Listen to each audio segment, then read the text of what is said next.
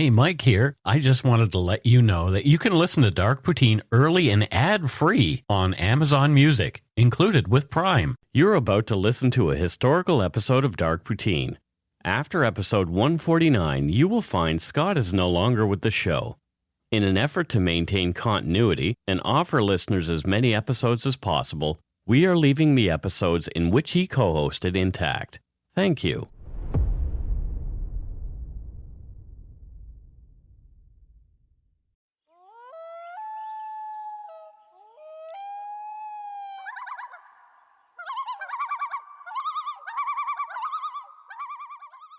I thought I heard loons. Did you hear loons? Caw-caw, caw-caw. No, that's not the sound they make. No. Welcome to Dark Poutine. I'm Mike Brown, creator and host. With me, as usual, as you just heard, is my good friend and co-host Scott Hemingway. Say hello, Scott. Hey, what's cracking, Mike B-Boy Brown? Well, you know, my back. My hips when I stand up because I've got old man hips. It's funny you say that. I was just walking over here and I yawned. And I went, oh, my back. It wasn't even an arm yawn. Oh, my. It was just a mouth yawn, and I hurt my back. Hashtag old. The views, information, and opinions expressed during the Dark Poutine podcast are solely those of the producer and do not necessarily represent those of Curious Cast, its affiliate Global News, nor their parent company, Chorus Entertainment. Dark Poutine is not for the faint of heart or squeamish. Listener discretion is strongly advised. We're not experts on the topics we present, nor are we journalists. We're two ordinary Canadians chatting about crime and the dark side of history. Chatty Cathy. Yeah. Let's get to it. Put on your toque, grab yourself a double and a Nanaimo bar. It's time to scarf down some Dark Poutine.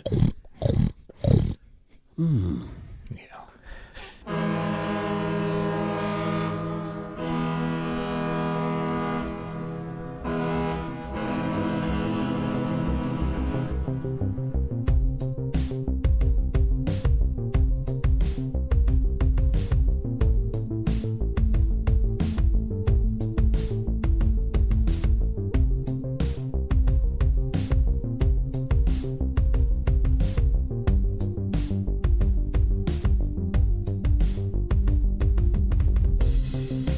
Florida. CrimeCon, May 1st to 3rd, and I'm hoping that it isn't canceled like South by Southwest. Yeah, you just took the words out of my mouth. It's Holy exactly, crow. As soon as I read that, I'm like, okay, like this is getting serious. I'm going, regardless. I'm going to Florida. So, MikeCon. Yeah. If you are going to CrimeCon, use Poutine 2020 when purchasing your tickets at crimecon.com for 10% off your ticket purchase. It helps our show, and it will help you. 10% off is a good thing. Yeah, that's great. That's good savings. And this is like almost 2 months away. Exactly. Like, yeah. this Things will be fine. It'll all be blown over.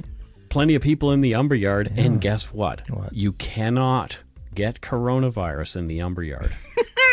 Can you get the Budweiser virus? You can't get anything other than have a few laughs and learn a little bit about what other folks are doing. Oh my God, that just reminded me. I saw somebody post, ever since somebody mentioned how, I think it was a meme, ever since somebody mentioned how COVID-19 sounds so similar to, come on, Eileen. Oh, no. They can't think. It's like, COVID, Eileen. Oh, COVID-19. Like, boy. You can't hear COVID-19. That's terrible. Yeah. Well, let's get on with this show.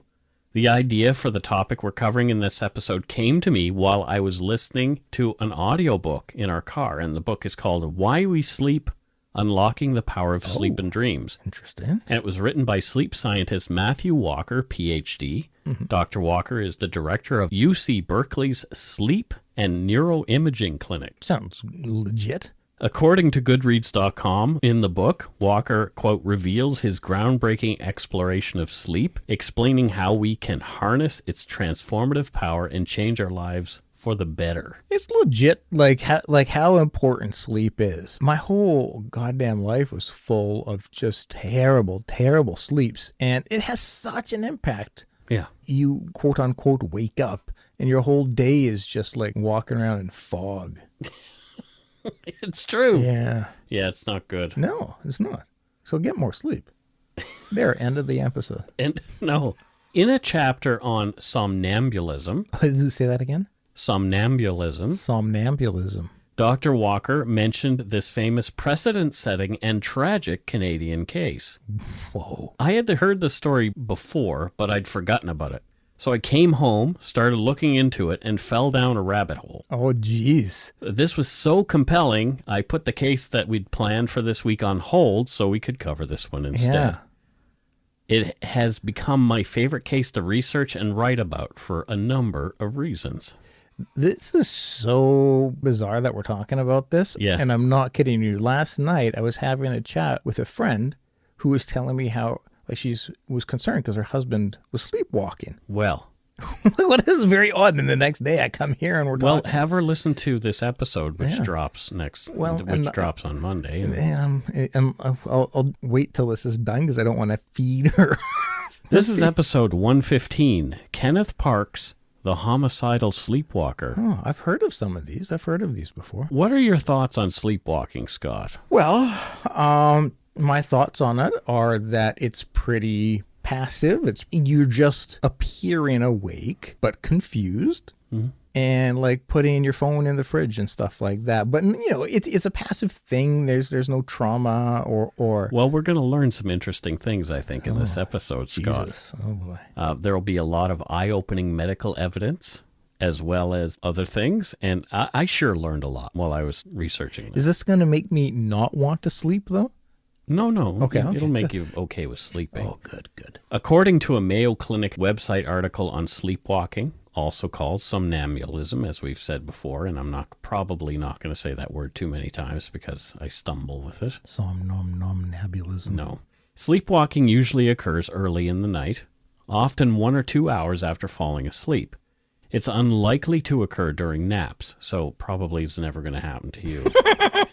A sleepwalking episode can occur rarely or often, and an episode generally lasts several minutes but can last longer. Someone who is sleepwalking may get out of bed and walk around, sit up in bed and open his or her eyes, have a glazed, glassy-eyed expression, not respond or communicate with others, be difficult to wake up during an episode, be disoriented or confused for a short time after being awakened, not remember the episode in the morning, have problems functioning during the day because of disturbed sleep, and have sleep terrors in addition to sleepwalking.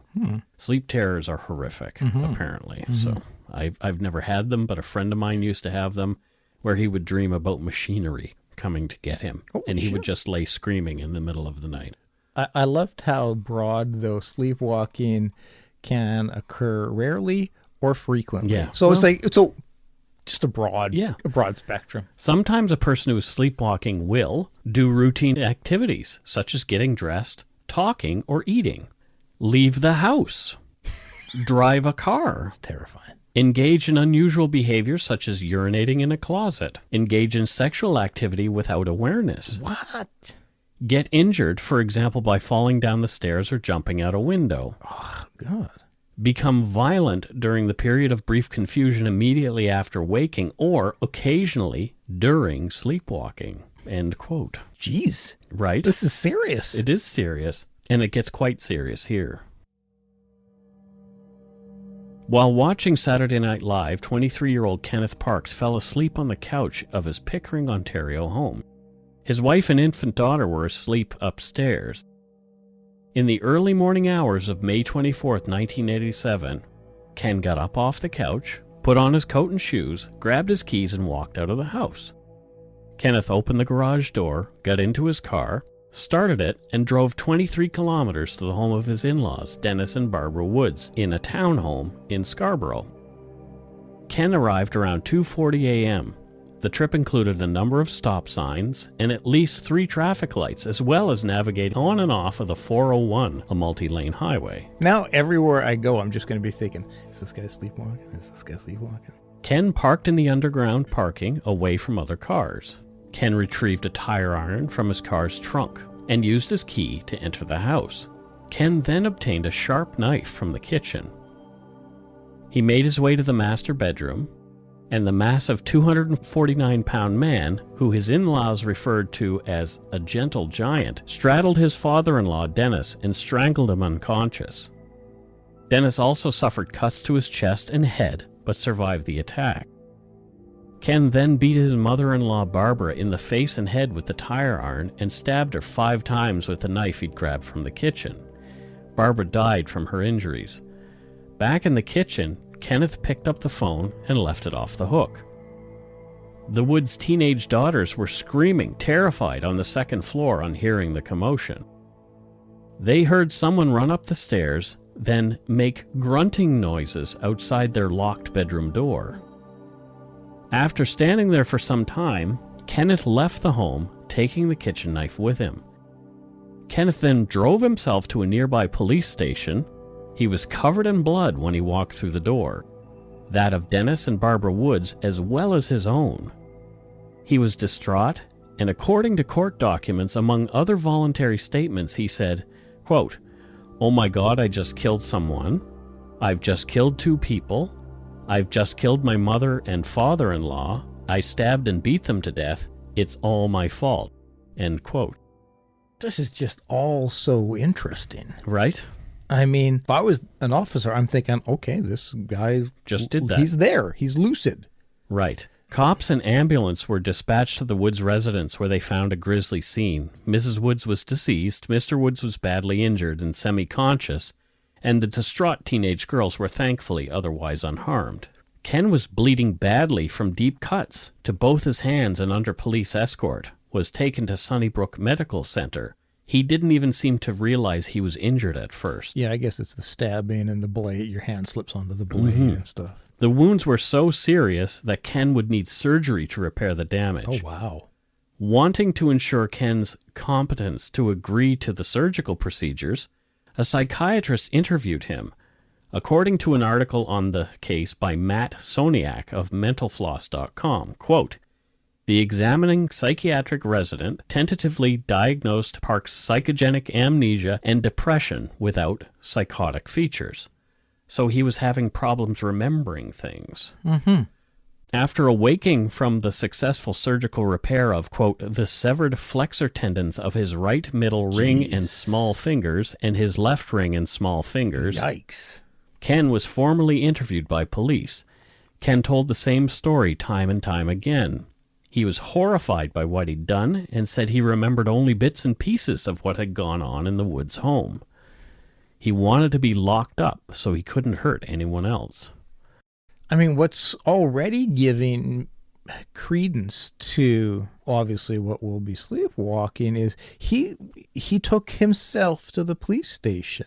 Mm-hmm. Like, that's kind of supporting, like, okay, because if he was like, I just want to kill them and get away, like, yeah, scooters. He was charged with murder in the death of Barbara Woods and attempted murder for his attack on Denis Woods. He was taken to the infamous Don Jail in downtown Toronto, and then he was transferred to the Toronto East Detention Centre. He barely ate in jail. Racked by guilt and remorse, he rapidly began to lose weight. Kenneth Parks had a great relationship with his in-laws, Denis and Barbara. By all accounts, the family loved him and he loved them. Wow. The Woods approved of Ken's relationship with their daughter Karen, who, according to a Psychology Today article by Barrett Brogard, DMSCI and PhD, when the couple met, Karen was, quote, "a runaway," and he convinced her to return. They continued to be grateful for his intervention. Oh, okay. While Ken admitted to having killed Barbara and almost killing Denis, the big question was, why had he done it? Yeah.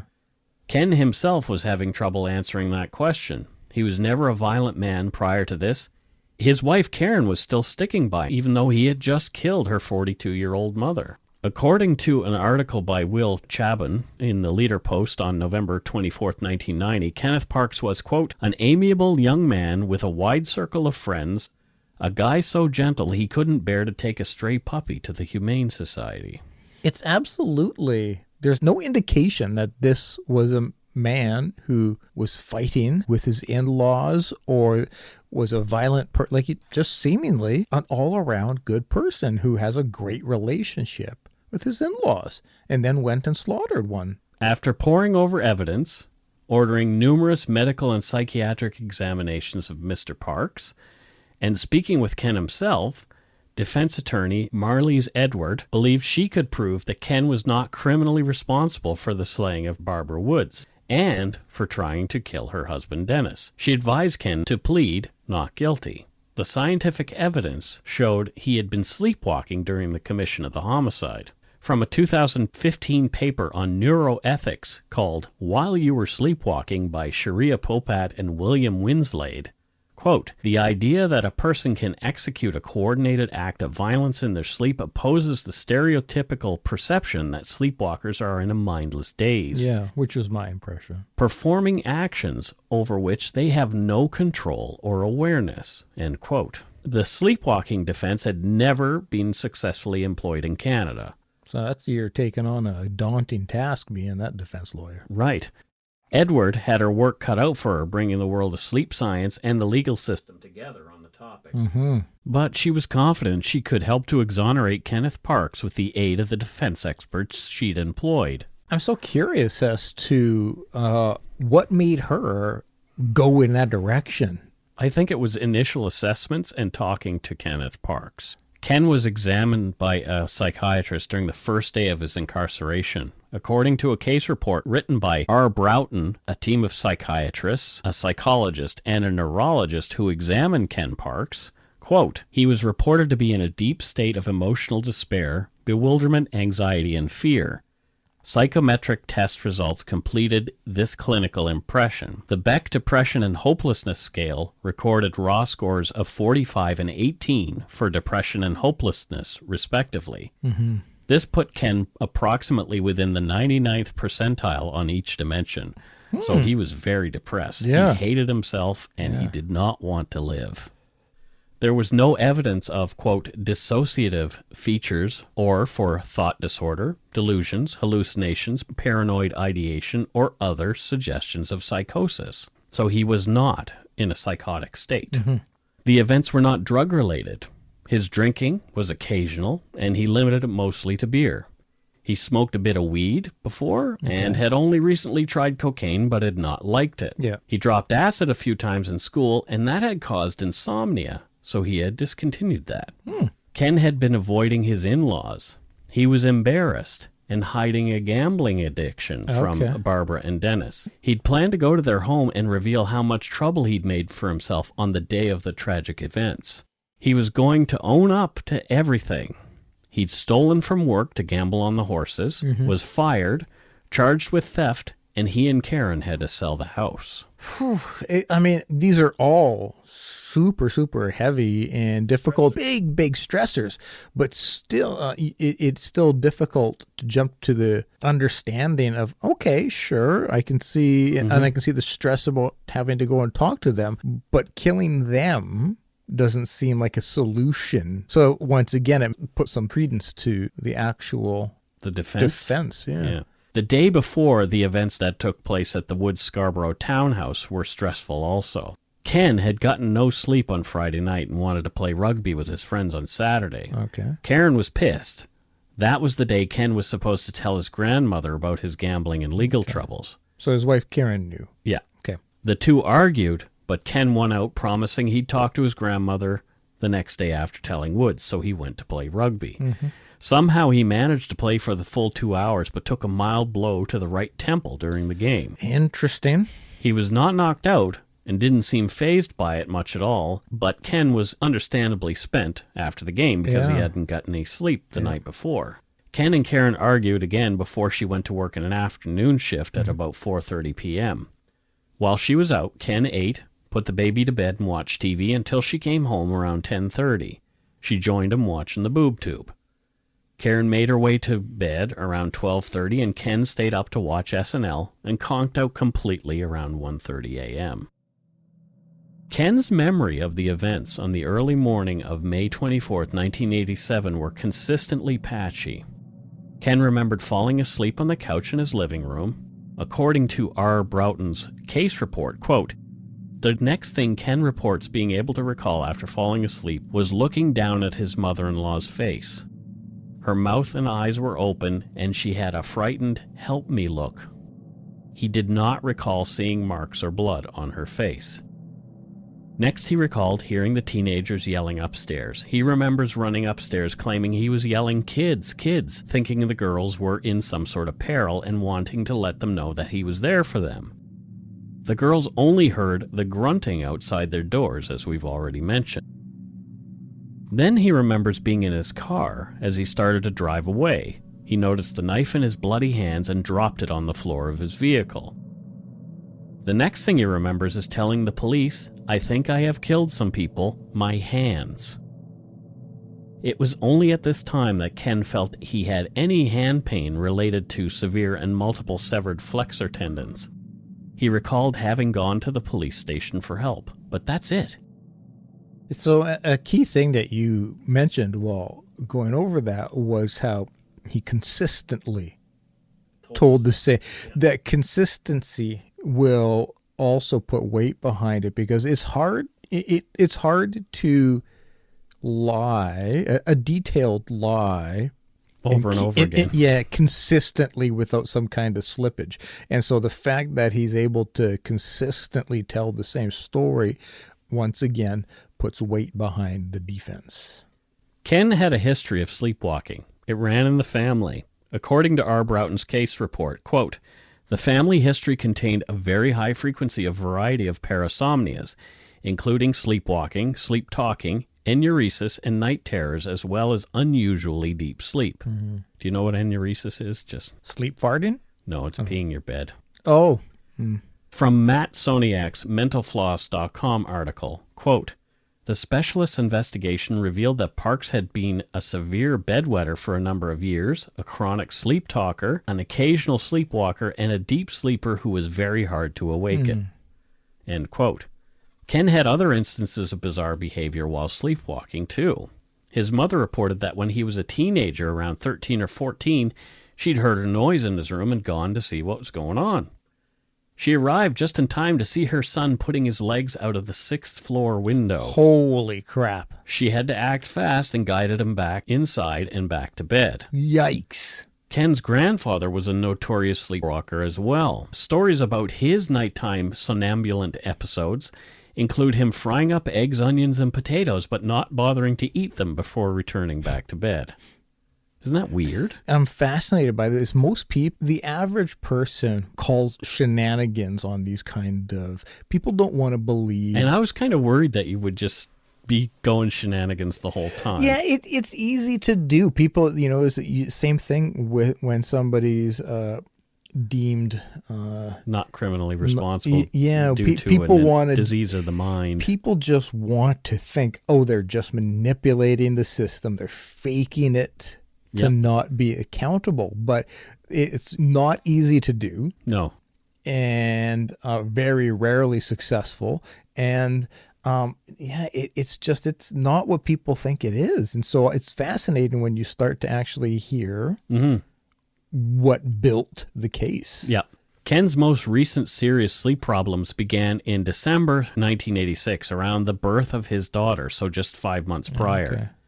As with many new parents, sleeping with an infant in the house who has not yet developed a normal circadian rhythm can be intermittent at best. Yes. So you're the father of two. Yes. Explain how sleepy time was when Bibby and Vi first came home. I feel very, very fortunate that I didn't have to do anything because the wife. No, our kids were both. Our kids were honestly like really decent sleepers. Of course, you're gonna have some nights where it feels like all you're doing is getting up and changing a diaper, trying to calm the child down. Like there's definitely those nights, but overall they were the exception, not the rule. And so we were very fortunate. I guess they got their sleeping from me. Yeah, maybe. For people like Ken Parks, though, who already have underlying sleep issues, the stress and loss of sleep caused by the need to tend to a newborn can cause even more problems. Yeah, for sure.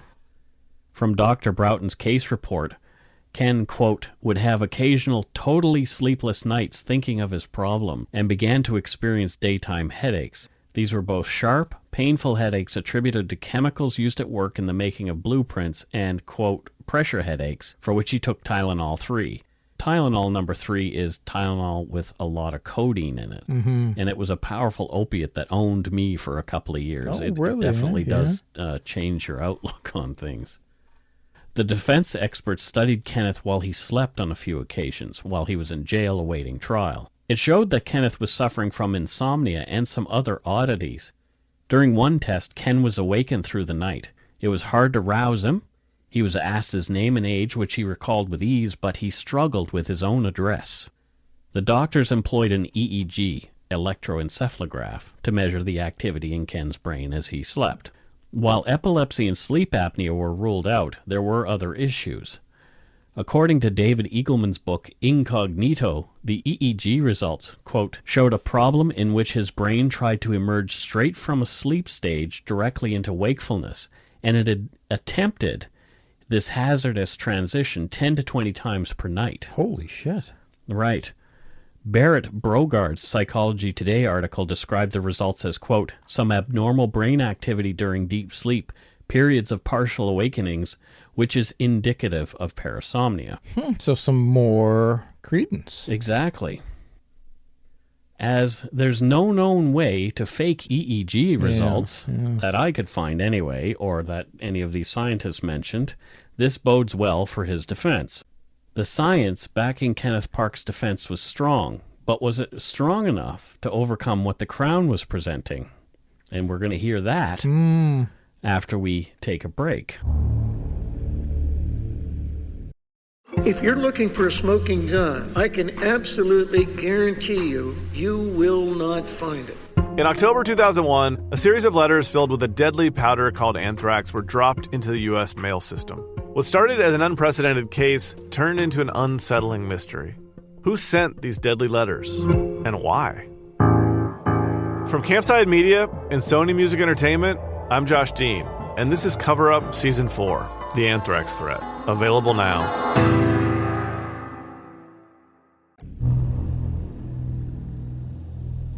And we're back. So thoughts so far, Scott? Yeah, I'm really, I don't want to say on his side, not that you have to pick a side, but I'm very much supporting what I'm hearing from the defense so far. It seems very plausible, which, yeah, if you read the headline to this kind of a story, most people's reaction is going to be, it's quackery. Don't fall for this shit. But no, I'm absolutely understanding. Yeah, I see why the defense is going in this direction. Kenneth James Park did have more than his own share of dark battles. Some a little more serious than those of the average bear. Prosecutors were going to hang their hat on those concerning things as they formed their basis of their case against Ken. Ken would undergo 2 trials. First, for the second-degree murder of Barbara Ann Woods. Later, he would face the charge of attempted murder against Denis Woods. Yep. Why do you think they did that? I don't know. Probably because they feel one is more of a lock than the other. Here's what I'm thinking, and this is just 100% speculation. And nobody ever gave the reasoning why that I could find. Yeah, because it's not common. But what I think is perhaps the prosecution thought, if we lose the first case, we may win the second one. Yeah. If we lose that first case because there's a precedent set, we might be able to upset that precedent with a second jury or a second trial. Yeah. So then they could appeal that decision and in the end get 2 convictions instead of 1. That's a fascinating, it could happen. It makes some sense for sure. That's an absolute possible reason. Ken's life leading up to the events of May 24th, 1987 hadn't been an easy ride. When he was 4 years old, his father abandoned the family. Oh, yikes. His relationships with father figures were strained. He was distant with his stepfather, and his natural father was barely in his life at all after that. To remain at his high school, Ken had moved in with his grandparents when his mom and stepfather moved his brothers and half-sister to another city. Ken left school to work after the 11th grade. And for those unfamiliar, there was a 13th grade in secondary schools within Ontario's school system at the time. Yeah. So Ken had left 2 years prior to his graduation. Ken and Karen married when Ken was 21 years old. God, that's still so young. Ken Parks had quickly developed the gambling problem he couldn't quite lick. And it was just in that last year. He loved to bet on horses, and one win got him hooked. According to R. Broughton's case report, quote, within a 5-week period, he went from betting a few dollars on thoroughbreds to several hundreds of dollars on trotters, and occasionally played them for even higher odds. To cover his heavy losses, he took funds from the family savings, then began to embezzle at work. Hiding these problems from his wife placed a severe stress on the marriage. There were also major strains at work in covering up the thefts. Yeah, the stress involved in all of that would be heavy. Karen, Ken's wife, and his co-workers were shocked when in March of 1987, his employer at the electronics company discovered he'd been embezzling money from them to gamble. At least $32,000 worth. That's a substantial amount. This was when he was let go and charged. Yeah. And Ken was not only using the company's money, or his own, or the family's, he'd even forged Karen's signature at least twice to feed the gambling monkey on his back. Yeah, a lot of stress. Self-created, self-induced stress. Yeah. But a lot of stress nonetheless. Ken was attending recovery meetings to try and stop gambling. Okay. But by this time, he had gotten himself into a lot of hot water. And he and his wife were fighting about money all the time. I bet. Ken was out on bail at the time when he attacked Barbara and Denis, bail for the theft charge. Yeah. Perhaps his motive could have been inheritance related. Okay, I mean, yeah, sure, yeah. I mean, that's a very, very common reason for murder. And that's just an opinion, like nobody knows, that's just throwing it out there. Yep, for sure. On May 26, 1988, in an Ottawa Citizen article, the Crown prosecutor Kathy Mocha said that the defense team claims that Ken Parks did not know what he was doing were, quote, ludicrous, and that acquitting him would be, quote, an affront to the community's sense of justice, end quote. How could he have done such complex tasks? Legit question. Yeah. Science apparently had the answers to that.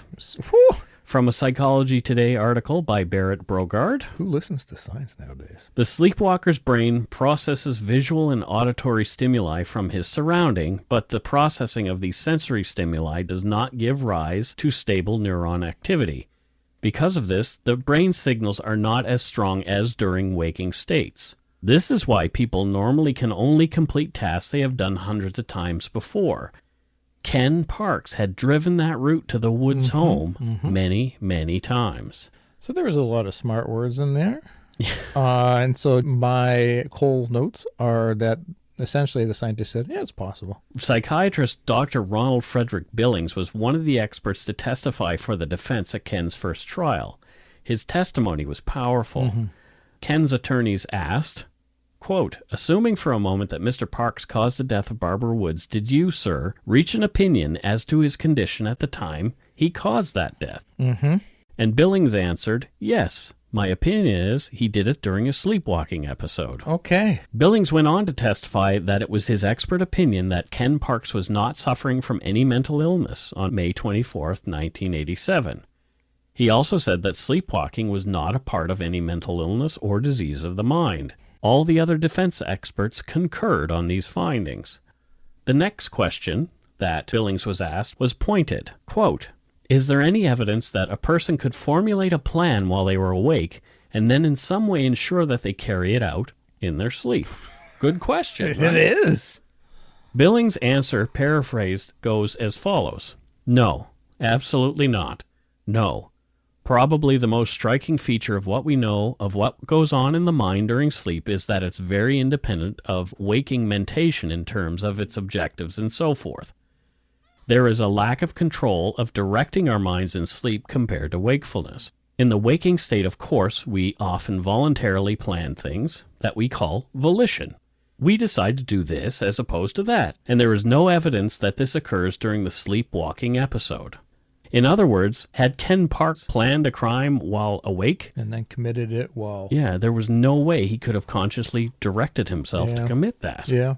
Billings said that Ken would not have been able to form intent, nor would he have been able to stop himself from carrying out the acts he was accused of.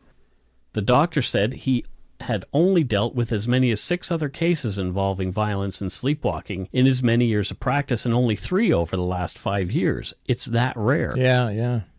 When asked whether there was a possibility Ken Parks would do this again, the doctor said it was improbable and that the chances of a recurrence were, quote, not statistically significant. That's great, but I don't think it would give me any comfort sleeping next to him. The doctor said that the treatment for these kinds of parasomnia is simple, because I knew that was going to be the next question. Quote, going to bed at a regular hour, getting sufficient sleep, having the availability of sufficient exercise, and so on, that you are tired enough at the end of the day that your body wants to go to sleep. Avoiding getting overweight and obese, and these things that could impair sleep. Avoiding alcohol. So some simple things. Some things I've avoided my whole life. Exercise. Well, a lot of those, yeah. From David Eagleman's book, Incognito, quote, as with Tourette's sufferers, those subject to psychogenic disorders, and the split brain patients, Kenneth's case illustrates that high-level behaviors can happen in the absence of free will. Like your heartbeat, breathing, blinking, and swallowing, even your mental machinery can run on autopilot. Tourette's is a great comparison. I've never thought of the two, but it's a great comparison because, you're not wanting to continually swear on the bus. No. I do. Well, some people might actually. Yeah, but, it's involuntary. The jury acquitted Kenneth James Park of the second-degree murder of Barbara Ann Woods in May of 1988. Ken was also acquitted of the attempted murder of Denis Woods, who came to forgive him over time. Acquitted on both. Okay.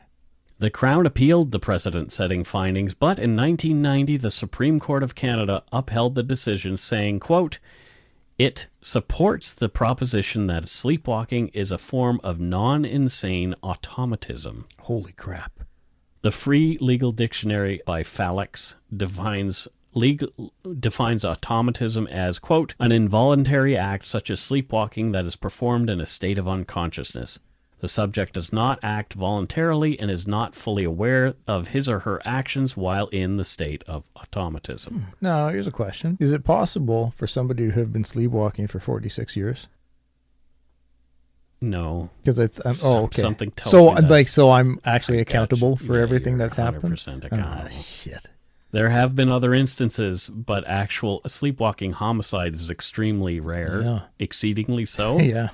Just Google homicidal sleepwalking and you're down the rabbit hole that I just emerged from. It's pretty fascinating. For centuries, the defense of sleepwalking has been often unsuccessfully attempted as a defense for various crimes. I would imagine, yeah. It was not until Kenneth Parks' case that the science had finally caught up to the point where, when it actually is warranted, it can be successfully employed. Lady Macbeth was said to be sleepwalking when she gave her famous speech in Act 5, Scene 1 of the Scottish play, when she cried out, guiltily dreaming of blood on her hands, "Out, damned spot, out, I say." Well, I brought some Shakespeare. You did? How deep? Oh, and here's one that's not quite as deep, but it's pretty awesome. An Ottawa Citizen article about the case in 1988 brilliantly quoted the Robert Palmer hit Addicted to Love. Yeah. It said, quote, "Your lights are on, but you're not home. Your will is not your own." End quote. You might as well face it, you're addicted to You're sleepwalking. love.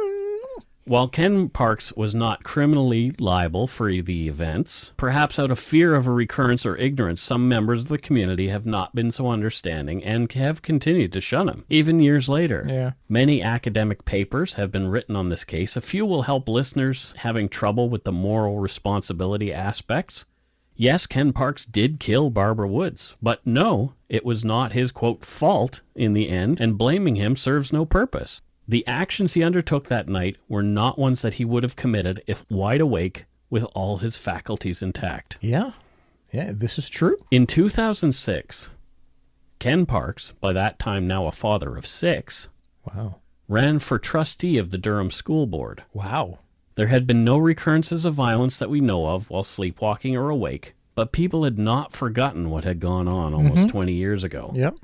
A few were not at all forgiving. From a City News report on Ken's bid for a seat on the board, quote, "I'm a professor at the university and I teach in education, and my first concern would be a lack of ethics and a lack of professionalism on somebody who is representing our school board," Professor Anne Lesage said.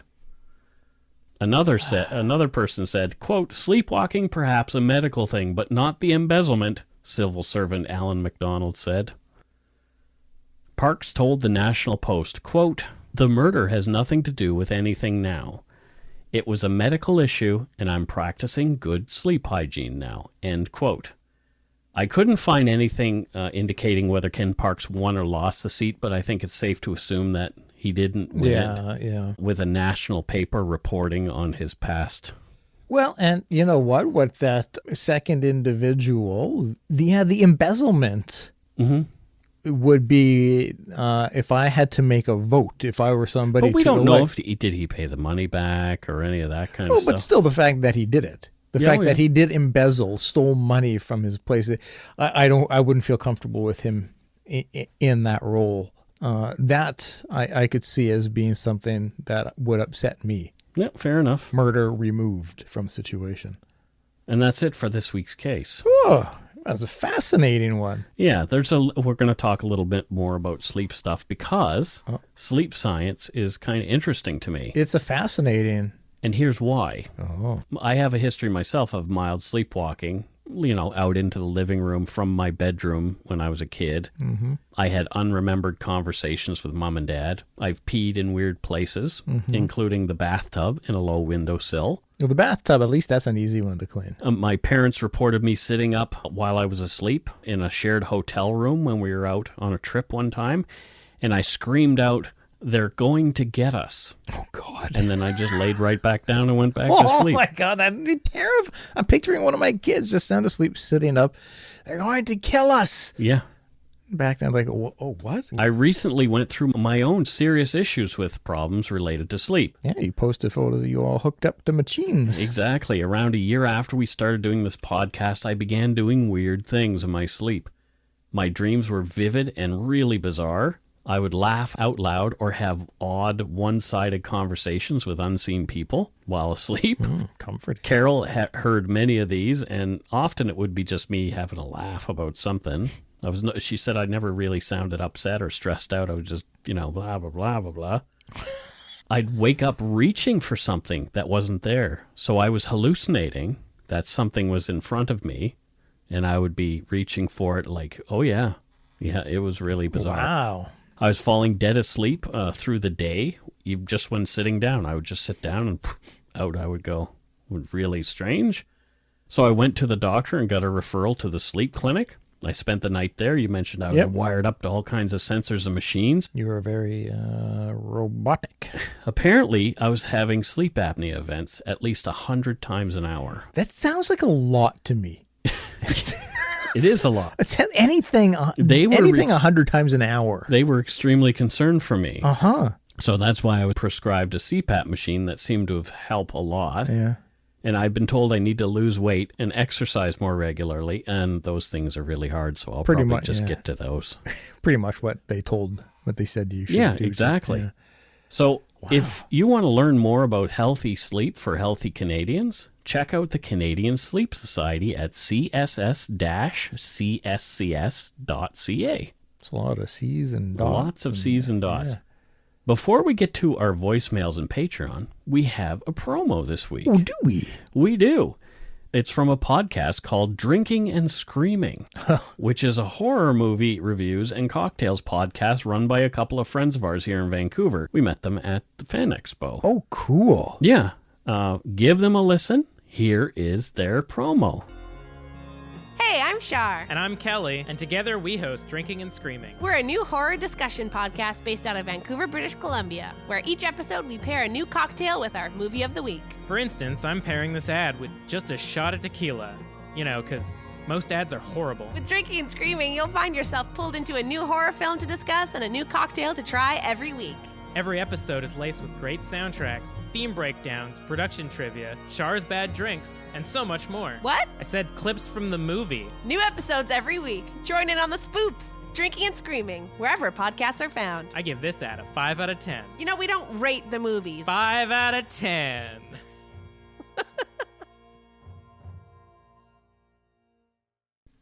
So there you go. Check them out. Give them a listen. You had me at a pipe organ. Yeah, just search for Drinking and Screaming in your podcast app. That sounds fun. Not the drinking and screaming, a little screaming, but not the drink. But I mean, it just sounds like a fun podcast. It does. Time for voicemails. Yeah. You can leave us one at 1-877-327-5786 or 1-877-DARK-PTN. That's 1-877-DARK-PTN. Yeah. Because, if your call really stands out, you might get to hear it on our show. Mm-hmm. So if it doesn't, you won't. You probably will hear it anyway. I don't know. Hi, Mike and Scott. It's Jeanette calling from Winnipeg. Just listened to your podcast on Ogopogo. Loved it. Everyone thought every Canadian knew about Ogopogo, but maybe just those who love sea monsters and myths like that. I was wondering if you guys knew about the lake monster here in Manitoba called Manipogo. I don't know, maybe Ogopogo's cousin. Not really sure. Couple of sightings here too, and lots of stories about the lake monster, but not nearly as well known as Ogopogo. So just wanted to let you know that Ogopogo has some cousins out here, and I love your show. Look forward to it every week. Shout out to my friend Rachel, who showed me your show, and I've been loving it. Go shit in a hat. Well, thank you. Yeah, thanks, Rachel. Manipogo, I had not. I learned a few things there. There are lakes in Winnipeg. Oh, my God. And isn't it called the province of lakes or the city of lakes? I'm just, because yeah. I'm just trying to be funny. But, yeah, and Manipogo. Your dad from there? My dad is from Winnipeg. Okay. Yeah, I've actually been in Winnipeg a lot. Yeah, Manipogo. Manipogo. Yeah, Manipogo. I'd vote for him. There you go. Yeah. Man about Pogo? I don't know. Who's running for mayor this year? Manipogo. Here's a local one. Oh. Yeah. Oh, hi, guys. My name's Stephanie. I live in Coquitlam near Vancouver. I'm a really big fan of your show. I listen to tons of true crime, and I'm pretty picky about it. So one of your shows is one of my favorites. I was having a hard time coming up with any suggestions for topics because you cover all the big ones. I have an obscure one that would be worth looking into.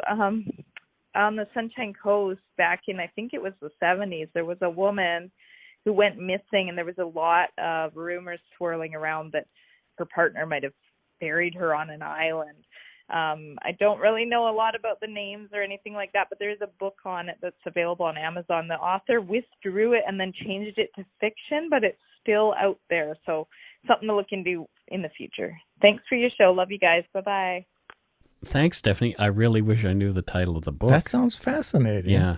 So if you want to, maybe email me at darkpoutinepodcast@gmail.com if you know the title, that would be fantastic. Yeah. But interesting that it had to be removed. Probably it was accusatorial. Probably. Yeah. For legal reasons. Yeah. Oh, no, that was fiction. Fiction, no. Yeah. Oh, I'll put it in the wrong category. Well, this one looks like it's from Toronto, Ontario. Toronto. Let's try something from Toronto. Hi, Mike and Scott. This is Mira from Ontario. I just wanted to call you guys and let you know how thankful I am and how thankful we all are in the Poutine Lumber Yard. Just how respectful you guys are for the victims. A lot of podcasts don't nearly give as much respect as you do for the families and kind of make it sensational about who was the murderer or what happened. And you guys really appreciate and take time for the victims. So I just wanted to thank you for that. I also want to thank you so much for being so inspirational. I'm studying forensic psychology, and a lot of it's just keep pushing forward, and you guys give me so much motivation because you're so interested and passionate about these cases, and it really makes me motivated to really study them and understand why they happen. So I'm really thankful to you guys, and you've really helped me in a lot of dark places. So thank you so much. Have a good week. That's really, really nice. Well, thank you. Yeah, thank you. Ontario. Yeah, thank you.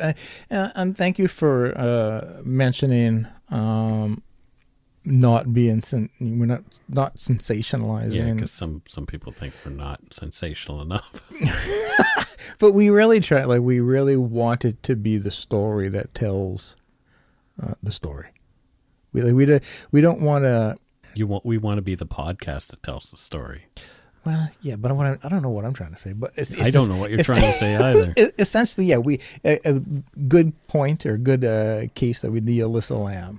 Yeah. We didn't want to sensationalize the story to try to get more likes or hits or listens. We wanted to just tell the story. Yeah, exactly. And so it's good to hear that that's noticed. Exactly. Yeah. Yeah, so that eventually made sense. It eventually made a little bit of sense. I'll try to not do it again. Well, those were some great voicemails. Once again. I love them. People, they're still representing positivity. Don't forget, 1-877-327-5786 or 1-877-DARK-POUTINE. Yeah, you can find that phone number on the website, too. It's pretty easy. Mm-hmm. It's time for some shout-outs yes. to our Patreon folks. And Scott is getting his tools ready. My brain. Yeah, because that works. Whoa. Oh, first up we have Cheryl. Oh, Cheryl. Yeah. Yeah. I don't, where's Cheryl from? Well, she's is she like Cher with an L? It's quite much. Or a YL, I guess. Yeah. Cher, YL. She's from Daly Waters in Australia. Oh, that's a neat place. Yeah, some say Daly Waters, but I say Daly. Huh. Just because I prefer the way I say it. That's kind of fun. Yep. Yeah. And she is a buffalo tamer. A buffalo tamer? Yeah. Yeah, that's a dangerous job. I don't know if you know about buffaloes, Mike, but they're huge. Now here's someone, they've been a patron before, I believe. Oh. Steph Bishop. Yeah. I thought they were a patron before, but looks like Steph Bishop is back as a patron, so thanks, Steph. Re-Patreon. Just re-upped. Yeah. Thank you so much. Really appreciate. Steph is great people. Next up, we have Cynthia Lee from Daly City, California. Much heard like of it. Daly Wow. Lake in Australia, I guess. Waters. Yes, Mike. Okay. Jesus. Well, yeah. Next, we have, Ixel Michelle. Whoa. But there's another name here, Michelle Madrano, which makes more sense. Mm-hmm. And she's from Toronto. Ontario. Yep, Toronto. And interesting. Oh, what's happening? Christy Brewer. Okay. And Christy is from Zeeland, New Brunswick. Wait a minute. There's a Zealand? I guess so. They've already used the new in New Brunswick. I was trying to find a way to work that in. It's just Zealand. Yeah. Wow. It's interesting, right? You think maybe they go with Old Zealand or something. It could be Old Zealand. Yeah. Yep. Or current Zealand. Well, it could be. Yeah, current Zealand. Yeah. Current Zealand. Isn't that Martin's last name? What? No, that's Nkurunziza. Oh, well, it's yeah. Easy to mistake. Oh, well. Now, let's just see. Let's see if we got any donut money this week. I'm kind of curious to see if we got some donut money. I go nuts for donuts. Yes, we got some donut money. And look, first up, we got some from Jocelyn Loken in Athabasca, Alberta. Whoa. And she says, Collinton is only about 10 minutes from Athabasca in northern Alberta. It has a population of 220 people. Crikey. It was lovely to live there, but I am in the big town of Athabasca with over 7,000 people now. So she said she was living in Collinton before. So she emailed to correct that. Very much enjoy your podcast. You both have such nice voices. I like the respect you have for crimes. I have a morbid curiosity about them, but I also don't want to be a jerk. Well, good for you, Jocelyn. I can relate to that. What, not wanting to be a jerk? Well, You should try that sometime. Having a morbid curiosity, but not like there's a big part of me that always wants to know the gory details of everything, but then I'm also like, Yeah. No. Yeah, no. No. Well, so thank you, Jocelyn, very much. And thank you to all our other patrons. Past and present. Past and present. And our other good eggs who sent us some donut money. Mm-hmm. Really appreciate that. And also during our live show to the people who came up and gave me money directly. Big thank you to them. Right? Some people actually did do that. I know. I wasn't. That was kind of funny. I said to do it, but I didn't think people would. They actually did that. Yeah. Yep. They just came and handed you money directly. And I took it. If you want to help support the show, don't give it to Scott directly. You can do so at patreon.com/darkpoutine, or for one-time support, you can send us donut money via PayPal at our email address, darkpoutinepodcast@gmail.com. If you don't already, it would mean a lot to us if you subscribe to the show. You can easily find us on iTunes Podcast, Stitcher, TuneIn, Spotify, or wherever you get your on-demand audio. You can even easily rate us on podchaser.com. I've reminded you that it's like IMDb for podcasts. I thought it was IMDb. IMDb. Check out our website, darkpoutine.com, for show notes and other cool stuff. I have to get on updating that. Please give us a like or a follow on Facebook, Twitter, and Instagram. Just search for Dark Poutine. Most importantly, thank you for listening, and tell your friends about us. Word of mouth is a powerful thing. Until next week, don't forget to be a good egg and not a bad apple. Bye-bye, everybody. Goodbye.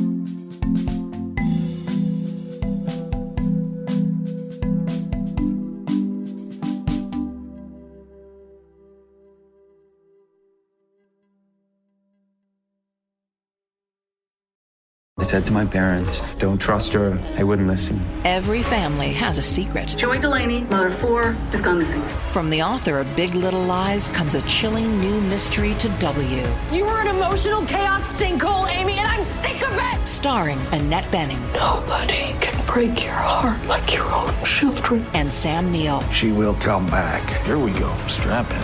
Apples Never Fall. All new Thursdays, only on W. Stream on Stack TV.